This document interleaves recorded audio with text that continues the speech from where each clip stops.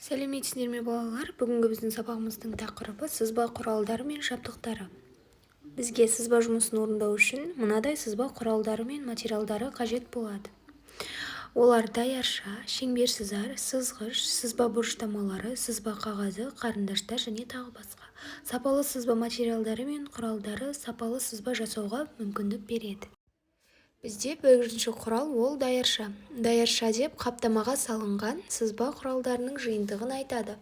Мектеп даяршасының жиынтығына шеңберлер мен доғалар, сызуға арналған айналма шеңбер сызар, өлшемді тасымалдауға және түсіруге арналған белгілеуіш шеңбер сызар, тушпен жұмыс істеуге арналған рейсфедер, сызба шыңбарсыздардың аяғын ұзартқыш және қосымша инелер мен қарындаштың графит өзгешесін сақтауға арналған пенал центрик кіреді.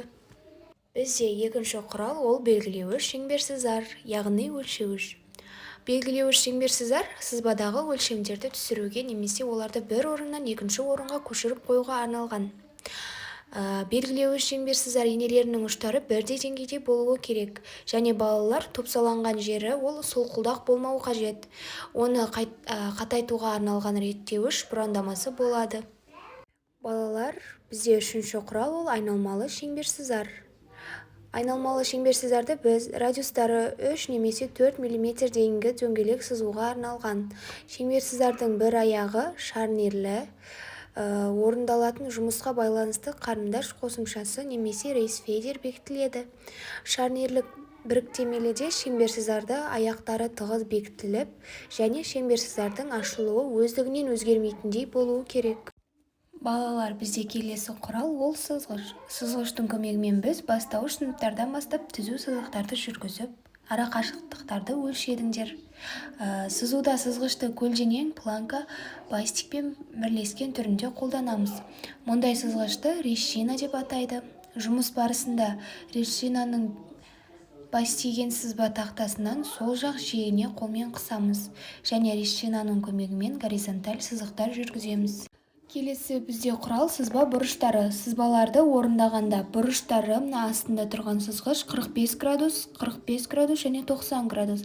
Келесі сызғыш үстіңгі ол бір бұрышы 30, 60, 90 градустық бұрыштық сызғыштарды пайдаланамыз. Балалар, бізде келесі сызба қағазы. Сызба қағазының түсі ақ, тығыз, мүмкіндігінше тегіс болуы қажет.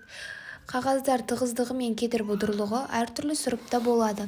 Сызу курсындағы алғашқы жұмыстар үшін әзірше сызып машықтанбағандықтан түзетуді қажет ететіндіктен көп қате жіберулеріне байланысты, сондай-ақ сызу курсының аяқталуына қарай орындалатын аса күрделі сызбалар үшін шамалы кедір бұдырлы, мейлінше тығыз қағаздар қолдануыңызға болады.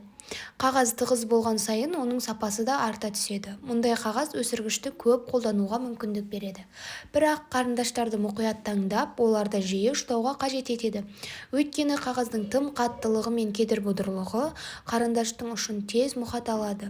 Кей жағдайларда миллиметрлік және торкөзді жазба қағаздарын көшіріп сызу жұмыстары үшін калька пайдалансаңыздар болады. Және эскиздер орындау үшін торкөзді немесе миллиметрлік қағаздарды қолдануларыңызға болады.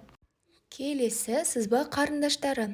Қарындаштардың қаттылық дәрежесі мен атаулары әртүрлі. Олар жұмыс түрі мен қағаз сортына қарай таңдалып алынады. Қарындаштың қаттылық дәрежесі әріппен және санмен белгіленеді. Олар қарындаштың бүйіріне жазылады. Қартты қарындаштар Т немесе H әріптермен белгіленеді, ал жұмсақ қарындаштар М немесе B және ТМ HB әріптермен белгіленеді. Қаттылығы орташа қарындаштар ST деп бөлінеді. Әріппен бірге жазылған санның ұлғайғанына қарай қарындаштың қаттылығын немесе жұмсақтығын анықтауларыңызға болады.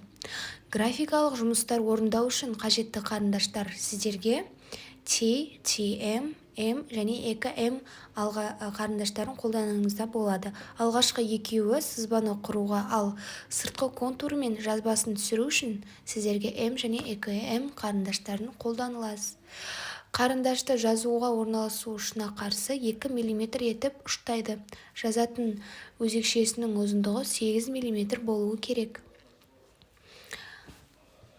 Және де бізге балалар сызба өшіргіші керек болады, яғни ластик. Артық және қате сызықтарды өшіру үшін сызба өшіргішін қолдануларыңыз керек.